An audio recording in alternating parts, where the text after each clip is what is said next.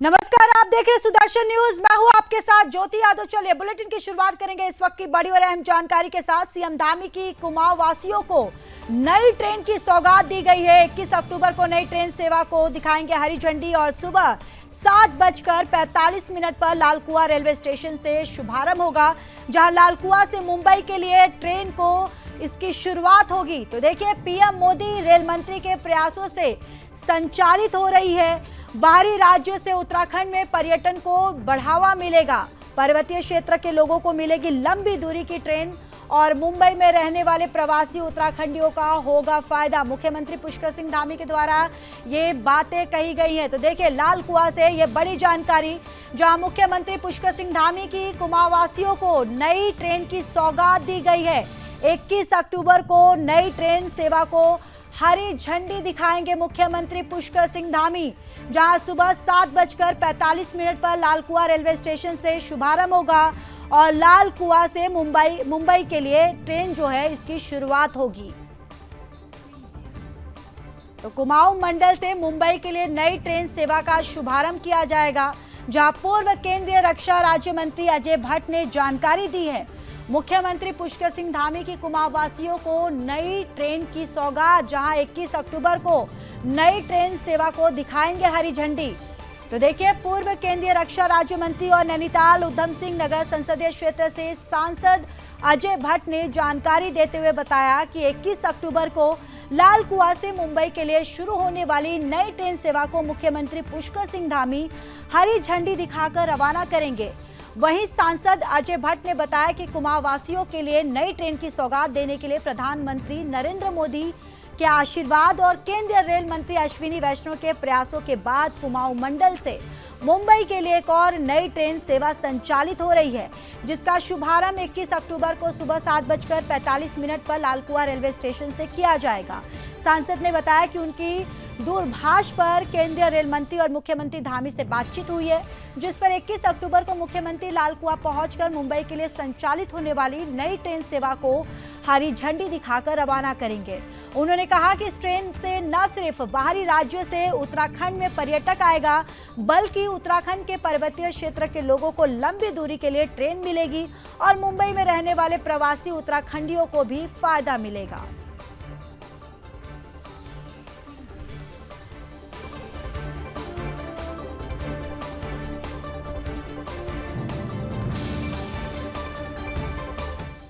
तो चलिए अब खबरों में आगे बढ़ते बात कर लेते हैं देहरादून की, जहां पर मुख्यमंत्री पुष्कर सिंह धामी ने देहरादून के रेंजर्स ग्राउंड में आयोजित सरस मेला 2024 का शुभारंभ किया।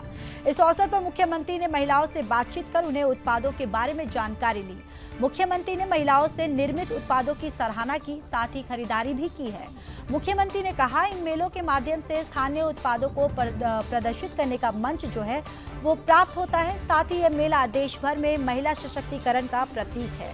सरकार अब तक 1 लाख महिलाओं को लखपति दीदी बना चुकी है। जिस दिन हमारा राज्य 25 साल का होगा, उस दिन तक हम 1.5 लाख महिलाओं को लखपति दीदी बना देंगे। उन्होंने महिलाओं के बनाए उत्पादों की बिक्री के लिए प्रदेश भर में आउटलेट खोलने का वादा भी किया। उन्होंने कहा, स्वयं सहायता समूहों के माध्यम से महिलाएं जो है वो शानदार काम कर रही हैं। इसी क्रम में सरस मेला स्थानीय उत्पाद और लोक संस्कृति को मंच दे रहा है। उन्होंने कहा कि प्रदेश सरकार महिलाओं को सशक्त बनाने के लिए हर स्तर पर काम कर रही है और कोरोना काल में स्वयं सहायता समूह को 84 करोड़ की सहायता दी गई। 43,000 सक्रिय समूहों को 51 करोड़ की सहायता मिली है। राज्य भर में 67,000 स्वयं सहायता समूहों से 5 लाख महिलाएं जुड़ी हैं। 53,000 स्वयं सहायता समूहों को ऋण भी दिया गया है और वहीं 24 ग्रोथ सेंटरों की स्थापना भी की गई है। तो देखिए, मुख्यमंत्री पुष्कर सिंह धामी ने सरस मेला का शुभारंभ किया, जहां उन्होंने महिलाओं से बातचीत कर उत्पादों की जानकारी ली। सीएम ने निर्मित उत्पादों की सराहना भी की, खरीदारी भी की और साथ ही साथ सरस मेला देश भर में महिला सशक्तिकरण का प्रतीक है, ये भी मुख्यमंत्री के द्वारा ये बातें कही गई। उन्होंने कहा कि उत्पादों की बिक्री के लिए प्रदेश भर में आउटलेट जो है वो खुलेगा, इसका उन्होंने भरोसा दिलाया है और स्वयं सहायता समूह की मदद से ये बेहतर काम हो रहा है। तो देखिए, तमाम बातें जो है मुख्यमंत्री पुष्कर सिंह धामी के द्वारा कही गई हैं।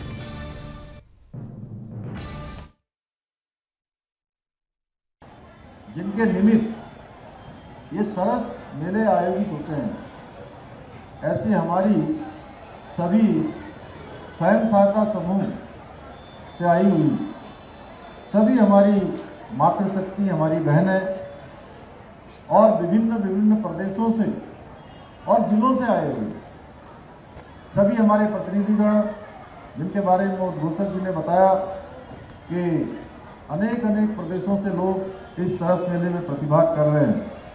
हमारे ग्रामीण उद्यमी भाई बहनें, मैं इस अवसर पर हमारे पत्रकार मित्र, छायाकार बंधु, आप सभी का इस सरस मेले में आप सबका हार्दिक स्वागत करता हूं, आप सबका अभिनंदन करता हूं। और इस सरस मेले के माध्यम से आप सभी के बीच में आकर निश्चित रूप से आज मुझे बड़ी खुशी हो रही है, जब एक स्टॉल पर हम यहाँ से देखते हुए आए, एक से शानदार और शानदार ही नहीं जानदार, जब मैं पैकेजिंग देख रहा था, हमारे अचार की पैकेजिंग, अन्य सामानों की पैकेजिंग, और जब बहनों ने मुझे अरसा खिलाया, एक बहन ने मुझे जो है मेरे गले में अच्छा सा बनाया हुआ पट्टा डाला, क्योंकि गर्मी हो रही थी इसलिए थोड़ी देर मैंने अभी उतार दिया है उसको, और जो आप सबका उत्साह में देख रहा था।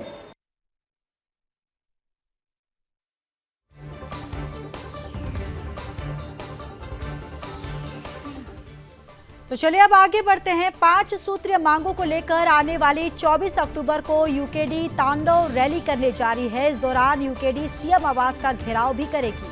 हरिद्वार प्रेस क्लब ने अपनी 5 सूत्रीय मांगों को लेकर पत्रकारों से बात करते हुए यूकेडी केंद्रीय कार्यकारिणी अध्यक्ष आनंद प्रकाश जयाल ने जानकारी दी और कहा कि देश के संविधान के अनुसार उत्तराखंड राज्य में भी मूल निवास की प्रक्रिया बहाल की जाए, जिसका आधार वर्ष 1980 हो।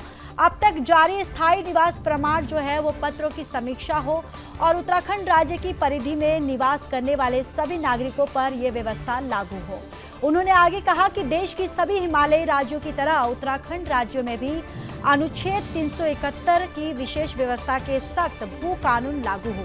सरकार सदन में विपक्ष की ओर से यूसीसी के बिल को प्रवर समिति को भेजने जाने वाले के अनुरोध को ठुकराकर आनन फानन में 9 अक्टूबर को लागू करने जा रही है। हम इसका विरोध करते हैं और सरकार से मांग करते हैं कि इस फैसले को वापस ले। राज्य के सभी राजनीतिक दलों, सामाजिक संगठनों के साथ चर्चा कर रही है और विधानसभा में पारित विधेयक और जनभावनाओं के अनुरूप गैरसैंण में राजधानी संबंधित काम पूरा कराकर गैरसैंण को राज्य की स्थायी राजधानी घोषित किया जाए और राजकाज के सारे काम वहीं से संचालित हो। साथ ही कहा कि उत्तराखंड की परिधि के अंतर्गत सभी परिसंपत्तियों को उत्तर प्रदेश के अधिकार क्षेत्र से मुक्त करते हुए मूल राज्य विधेयक में किए गए सभी 29 संशोधनों को निरस्त किया जाए।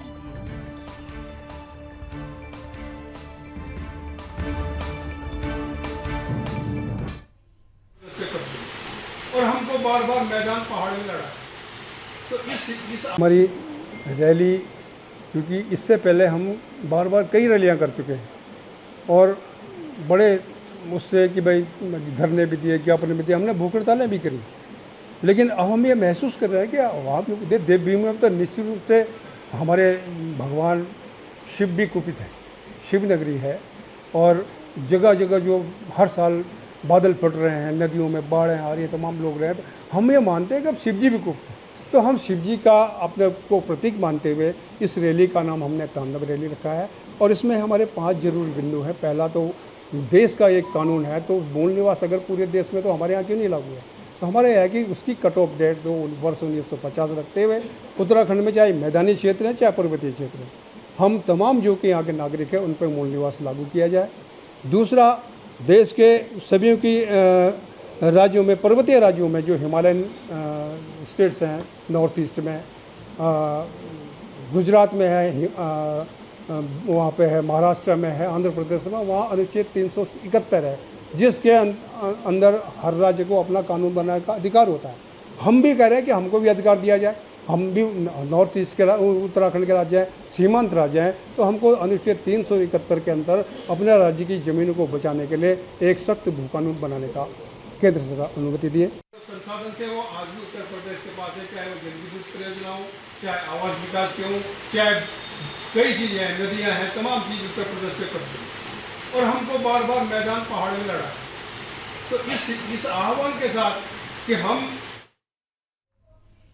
तो चलिए अब खबरों में बात करेंगे हल्द्वानी की, जहां हल्द्वानी छात्र संघ चुनाव की तिथि घोषित नहीं किए जाने से बीते शुक्रवार को MBPG कॉलेज में छात्रों ने हंगामा किया।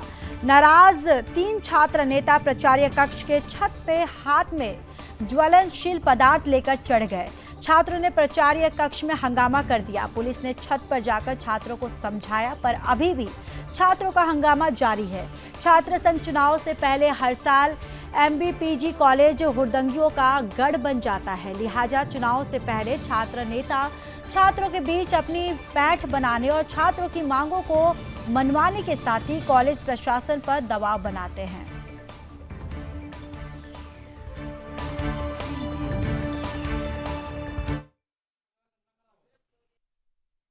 ऐसा है, आज प्रातः 10 बजे से पूर्व हर्ष शर्मा, मनीष बिष्ट और ललित सिंह नाम के 3 छात्र अपने साथ एक बोतल में थोड़ा सा पेट्रोल लेके बैग में डाल के महाविद्यालय में पहुंच चुके हैं।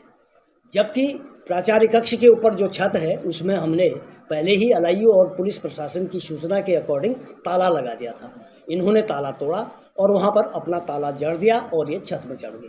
तुरंत हमारे पास पुलिस प्रशासन यहाँ पर मौजूद थी, हमारे प्रोक्टोरियल बोर्ड के सभी सदस्य मौजूद थे, उनको समझा बुझाकर नीचे बुला लिया और प्राचार्य कक्ष में उनको बैठाया गया है। महाविद्यालय में चुनाव की कुलसचिव द्वारा डेट दी गई थी 25 तारीख को, लेकिन 25 तारीख में अभी तक का कुछ सुनने किया नहीं, आगे की कार्रवाई। तो हम लोगों को इस वजह से चुनाव के चक्कर में कॉलेज महाविद्यालय में कि बहुत सारे बच्चों को डिस्टर्ब हो रहा है पढ़ाई में, तो इस वजह से हम लोग को आना पड़ा उग्र आंदोलन के लिए।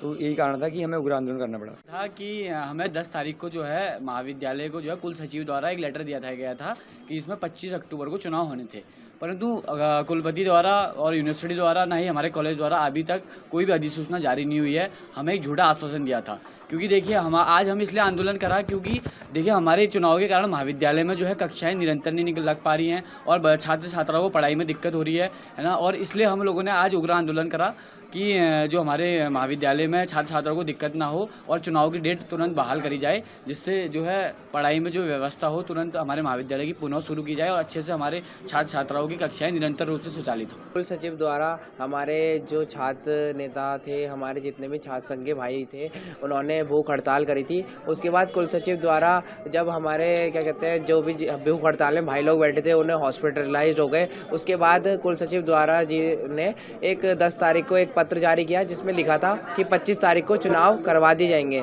और आपको पता ही होगा कि गढ़वाल में भी चुनाव हो चुके हैं, तो हमारे कुमाऊं में क्यों नहीं हो सकते हैं। और हमारा ये मांग है कि जल्द से जल्द चुनाव हो, ताकि क्या कहते हैं हम बच्चों की पढ़ाइयों में दिक्कत ना आए। बच्चों और आप देख ही रहोगे कि महाविद्यालय में क्या कहते हैं एक क्या कहते हैं चैपर से गंदगी वगैरह भी हो रही है, तो इससे ये चीज़ है कि बच्चों की पढ़ाई में भी दिक्कत नहीं आएगी, ना टीचरों को दिक्कत होगी, और महाविद्यालय में भी परीक्षाएं समय से होंगी, चुनाव समय से होगा, तो इससे हम सबका समय भी बचेगा। कुछ छात्र जो हैं उनकी ये कंप्लेंट थी कि अधिसूचना जारी नहीं हुई है अभी इलेक्शन को लेके, तो उसके उपलक्ष्य में वो लोग वैसे तालाबंदी करी गई थी वहाँ पे सभी छत की, उसमें कहीं एक जगह का ताला तोड़ के वो लोग छत पे गए। और ये अभी जांच का विषय है कि उसमें क्या था, सब्सटेंस क्या था। इसके अलावा जो कॉलेज की कमेटी है, जो प्रिंसिपल हैं, उसमें प्रोक्टर्स हैं, ये लोग उस चीज़ में जांच कर रहे हैं, इन लोगों को नोटिस दिया जा रहा है। फिलहाल शांति बहाल हो चुकी है।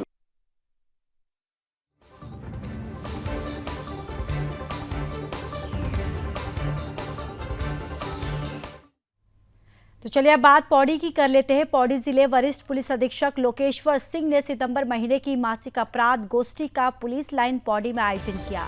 इस दौरान उन्होंने सभी थाना प्रभारी को गांव-गांव जाकर ग्रामीणों को महिला संबंधी अपराधों, साइबर अपराधों और नशे के दुष्प्रभाव के प्रति और अधिक संख्या में लगातार जागरूक करने के निर्देश दिए। उन्होंने त्योहारी सीजन को देखते हुए सभी थाना प्रभारी को अपने अपने थाना क्षेत्र में पैदल गश्त करने को भी कहा। इस दौरान बेहतरीन काम करने पर महिला ग्राम प्रहरी सहित 37 पुलिस कार्मिकों को सम्मानित किया गया। वरिष्ठ पुलिस अधीक्षक ने कहा कि त्योहारों में बाजारों में भीड़ बढ़ने पर लोगों को असुविधा ना हो, इसके लिए सभी पुलिसकर्मी चौकस होकर अपनी ड्यूटी का निर्वहन करें। इसके साथ ही होटल, रेस्टोरेंट, ढाबों और अन्य खाने पीने की जगह पर काम करने वाले व्यक्तियों के 100% सत्यापन करने, लंबित आपराधिक मामलों के जल्द निर्धारण करने, ड्रिंक एंड ड्राइव और खतरनाक तरीके से वाहन चलाने के साथ ही यातायात नियमों का उल्लंघन करने वाले लोगों के विरुद्ध चेकिंग अभियान चलाने का भी निर्देश दिया। समीक्षा गोष्ठी के दौरान अपर पुलिस अधीक्षक संचार अनूप काला, क्षेत्राधिकारी सदर पौड़ी अनुज कुमार, क्षेत्राधिकार कोटद्वार विभव सैनी सहित सभी थाना प्रभारियों और शाखा प्रभारियों की मौजूदगी रही।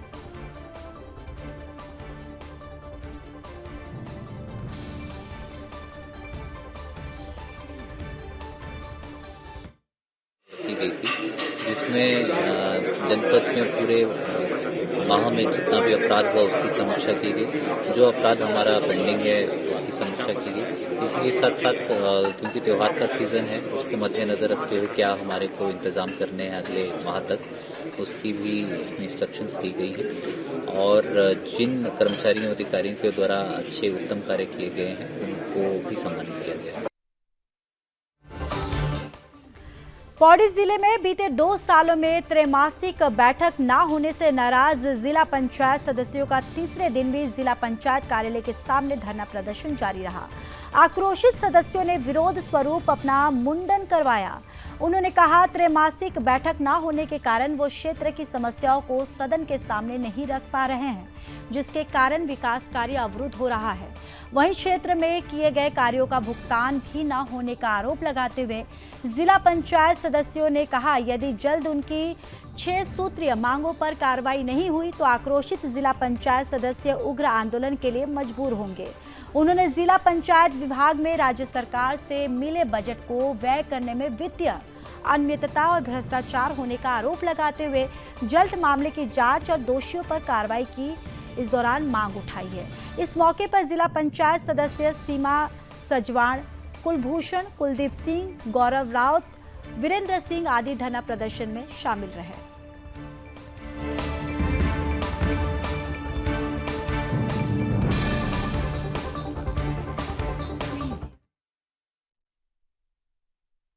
कई समय से अपनी मांगे उठाता हुआ आ रहा हूँ यहाँ पे, और जिला पंचायत के हर सदन में मैंने अपनी ये मांगे रखी है कि जो भ्रष्टाचार हो रहा है, जिस प्रकार की अनियमितताएं यहाँ जिला पंचायत के अंदर है, ये खत्म होनी चाहिए।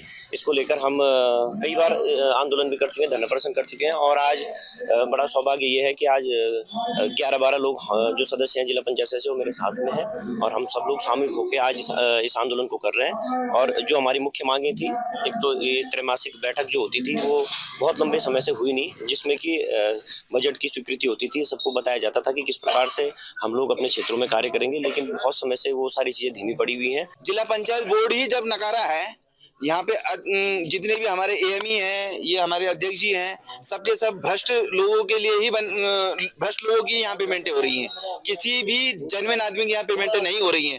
अभी भी आप चेक कर लें, 6 करोड़ की पेमेंट किसकी हुई, 13 करोड़ की पेमेंट किसकी हुई है। यहाँ पे जिला पंचायत के दलालों की पेमेंटें होती हैं। जितने भी लोग दलाल क्या हैं, इनकी पेमेंटें यहाँ पे होती हैं, बाकी किसी की पेमेंटें यहाँ पे नहीं होती।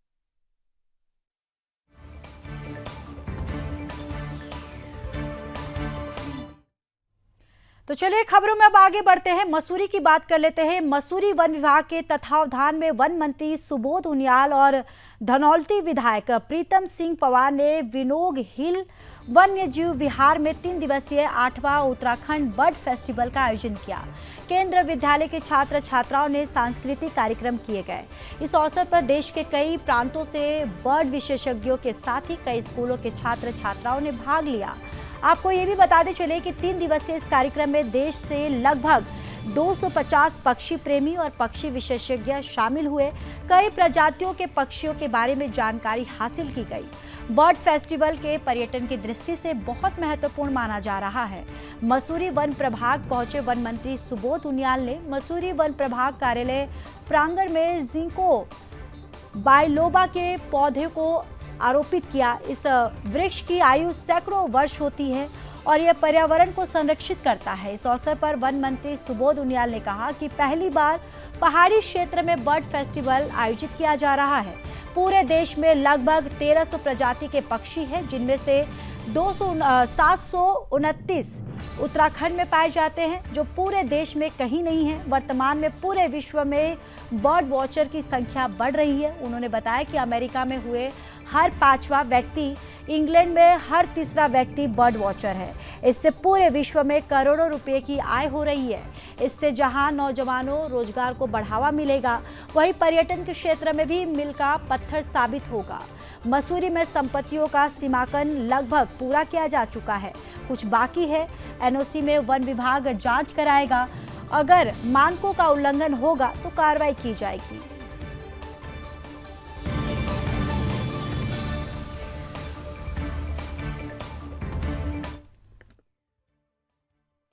हमारे राज्य में बर्ड वॉचिंग में बहुत ज़्यादा संभावना है।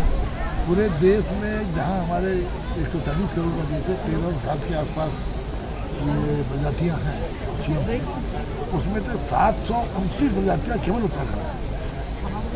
बहुत बड़ा पोटेंशियल है, बहुत बड़ी संभावना है। और जिस तरह से आज बर्ड वॉचिंग के माध्यम से हम किस तरह नौजवानों की आजीविका से जोड़ सकते हैं और लोगों को बर्ड लवर बना सकते हैं, क्योंकि तमाम प्रजातियाँ लुप्त भी हो रही हैं। और इनका क्या योगदान है हमारी बायोडाइवर्सिटी को बनाने में, क्या योगदान है इनका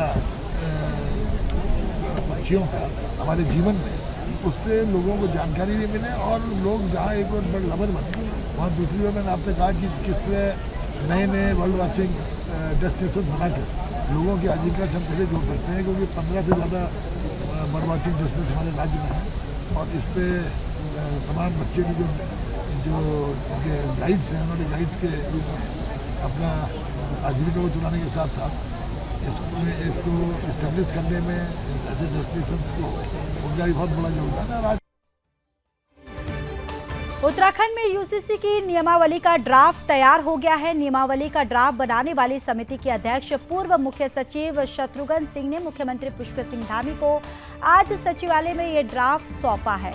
मुख्यमंत्री पुष्कर सिंह धामी ने कहा कि उत्तराखंड में समान नागरिक संहिता यानी कि यूसीसी के लिए नियमावली का ड्राफ्ट मिल चुका है और समान संहिता का तिथि के लिए जल्द मंत्रिमंडल की बैठक होगी, जिसमें तय होगा कब इसको लागू करेंगे। और आपको ये भी बताते चले कि सीएम धामी 2022 विधानसभा चुनाव के मतदान से 2 दिन पहले उत्तराखंड में समान नागरिक संहिता लागू करने का वादा किया था, जिसको निभाते हुए सीएम धामी ने अपनी पहली कैबिनेट बैठक में कमेटी का गठन किया था और अब कमेटी ने सीएम धामी को ड्राफ्ट जो है वो सौंप दिया है। सीएम धामी के अनुसार 9 नवंबर यानी कि उत्तराखंड के स्थापना दिवस तक देवभूमि उत्तराखंड में यूसीसी लागू हो सकता है।